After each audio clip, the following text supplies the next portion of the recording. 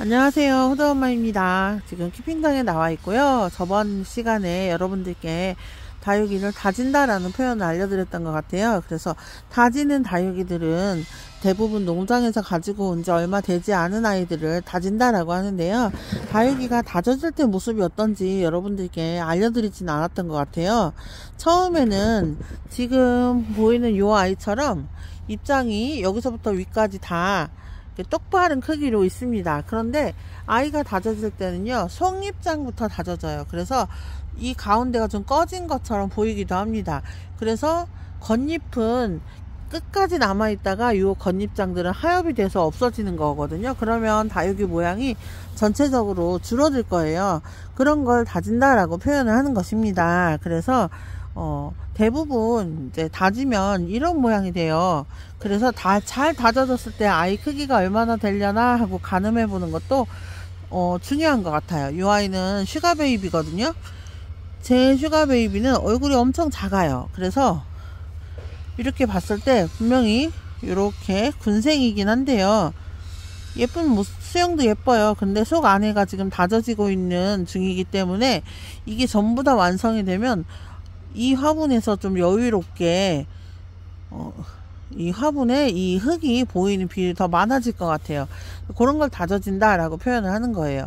그러면 이렇게 다져지게 되면 다육이가 안 크느냐? 아닙니다.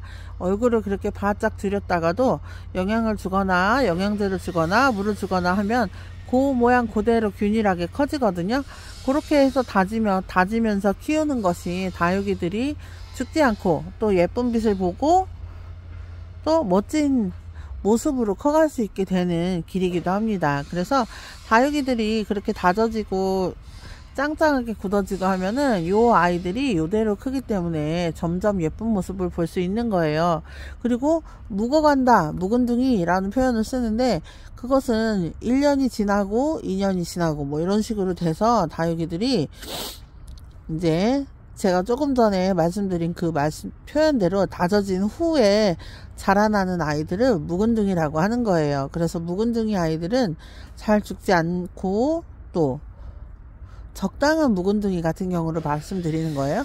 적당한 묵은둥이 아이들은 다육이들이 죽지 않고 잘 성장을 하게 됩니다. 그리고 이 묵었을 때만 묵어지면, 그러니까 다육이들이 연차가 돼서 이제 성장해서 사람으로 말하면 가장 아름다울 때가 되면요, 다육이들이 잘 죽지 않습니다. 건강해져요. 그래서 묵은 다육이를 위주로 구매하시는 분들이 있어요. 왜냐하면 다져지기까지 시간이 걸리고 또 예쁜 아이들을 구하고 싶은 마음에 그러는 경우가 있습니다. 그렇지만 저는 묵은둥이를 추천하지는 않습니다.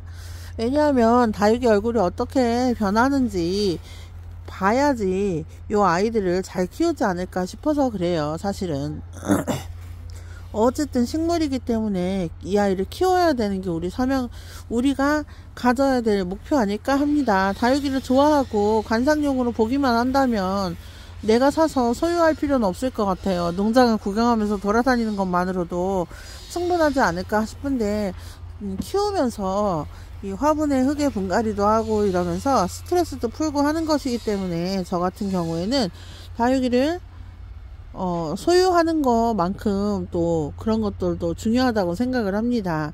우리가 집에 있는 나무 하나, 행운목 하나를 키우더라도 잘 키웠으면 좋겠고 예뻤으면 좋겠잖아요. 그런 것처럼 다육식물이라는 이 식물들의 특징을 알고 키우는 게 진짜 다육이를 좋아하는 게 아닐까 하고 생각을 해봅니다. 이제 저 같은 경우는 이렇게 너무 묵은 아이 말고 제가 속된 말로 청년 다육이 사세요 라고 한 적이 있거든요.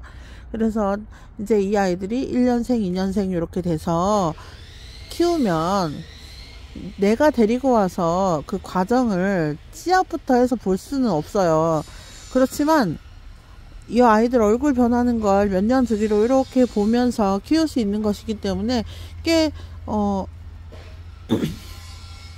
허무한 일은 아닐 거라고 생각을 합니다. 지금 보여드리는 아이들은 창 쪽 코너에 있는 아이들이고, 여기는 제 키핑 테이블입니다. 이렇게 보면 제 테이블인 거를 다들 알아보시겠죠? 오늘은 별로 한 게 없어요. 그냥 다육이 구경하고 지나가고 이게 전부입니다. 프랭크 뭉크 보시겠어요?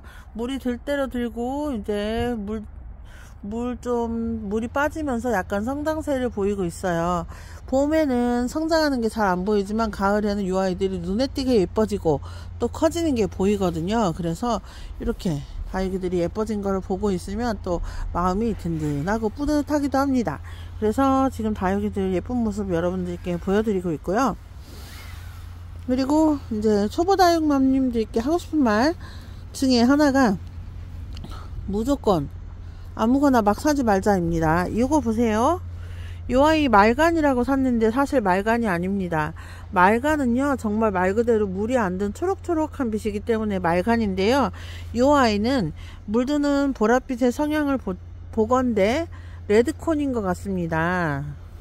그래서 다육이 이름 깜빡하면 다들 이름표 놓치면 이름을 잊어버리게 되거든요. 창들은 특히 더하고 국민이들은 자기들만의 성향이 있어서 아 이거는 뭐 얘는 누구 하고 딱 보이는데 창들은 비슷비슷하잖아요. 그래서 요 아이들 이름표를 잊어버리면 찾기가 어려워요. 그렇기 때문에 여러분들 창들은 이름표 잊어버리지 않게 주의하시고 또 창들의 특징을 잘 살펴보셔서 어떤 아이가 어떻게 생겼고 하는 것을 면밀하게 관찰을 하시는 게 좋을 것 같아요.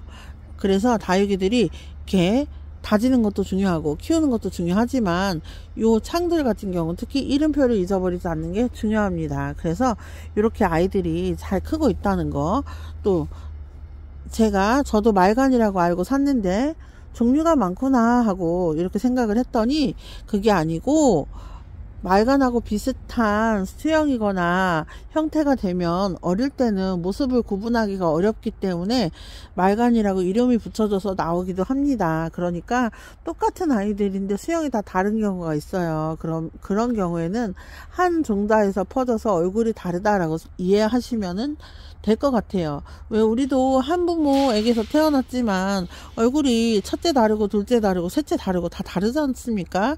쌍둥이들도 자세히 보면 다르더라고요. 이런 것처럼 다육이들도 똑같아요. 한 부모에게 교배되어서 나왔지만 이 아이들이 어떤 건 더 빨갛고 어떤 건 덜 빨갛고 어떤 건 물이 안 들고 뭐 이런 유전적인 형질을 따라가기도 해요. 그래서 그럴 때 아이들을 찾아볼 때 아 이름이 이렇구나, 비슷하다고 해서 이름 붙여진 걸 사가지고 왔다가 낭패를 당하기도 하고요. 또 너무 묵은 건 사지 말라고 말씀드리고 싶어요.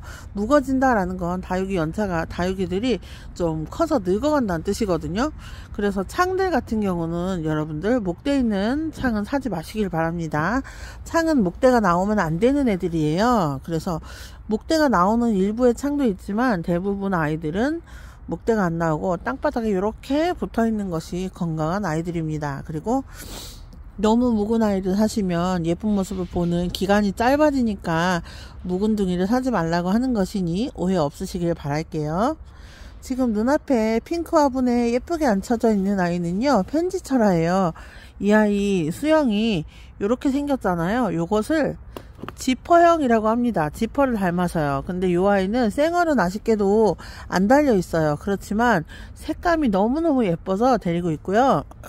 옆에 있는 아이는 핑크색으로 물이 드는 펑키예요. 여름 동안은 옥색이었어요. 그래서 가을이 되면 찐 핑크로 예쁘게 물이 드는 아이고요. 햇수로는 저와 3년을 함께하고 있는 아이입니다. 그리고 요 위에도 주황색 장미가 있는 화분에 있는 이 아이는 프랭크입니다. 프랭크도 화분을 크게 쓰면요 엄청 클 수 있는 창인데요. 이 아이는 아마 프랭크 뭉크하고 비슷한 것 같아요. 색감이 거의 비슷한 걸 보니 그런 것 같습니다. 그래서 프랭크 뭉크와 같은 것 같고요. 프랭크도 클 수 있는데 제가 화분을 작게 쓰면 아이들이 작을 수밖에 없어요. 다육이 진짜 신기하죠. 큰 화분에 식재를 하면 커지고요, 작은 화분에 식재를 하면 작아집니다. 그런데 너무너무 아이는 작은데 큰 화분에 식재를 할 경우에 다육이들이 물을 과하게 먹기 때문에 얘네들이 물러서 물음으로 죽을 수가 있습니다. 여러분들 이제 날씨가 추운 겨울이라 다들 베란다에 들이셨죠. 오늘 비가 오고 이 비가 지나가고 나면은 날씨가 추워진다라고 했거든요. 그래서 또 우리나라의 전통 기온이 사만사온이잖아요. 그래도 올겨울 추위는 너무 춥다 혹은 아니다 따뜻하다 이렇게 얘기가 나오는데, 기상이변이 워낙에 심하기 때문에 날씨가 얼마나 추울지 얼마나 더울지 다 예측하기가 어려워요. 그래서 다육이 엄마들 다리를 동동 굴러가면서 어떡하지 하고 지내실 텐데, 베란다에 계시는 분들은 5도 밑으로 떨어지지 않게 해주시고, 또 베란다에서 키우실 경우 날씨가 너무 추워요. 뭐 1도 영하 1도 이렇게 떨어진다, 내 다육이는 추위에 적응을 하지 못했다라고 하신다면 밤에 신문지 이불 덮어주시고, 또 보온도 해주시고, 또 날씨가 따뜻할 때는 창문을 열어서 환기도 시켜주시고, 이렇게 하시는 게 겨울을 보내기 수월하실 거예요. 저 같은 경우는 여름보다 겨울이 좀 어렵다는 느낌이 있는데, 다들 여름을 더 어려워 하십니다. 왜냐하면 베란다 온도가 그냥 올라가는 게 아니라 40도 이상 막 푹푹 찌기 때문에 그렇거든요.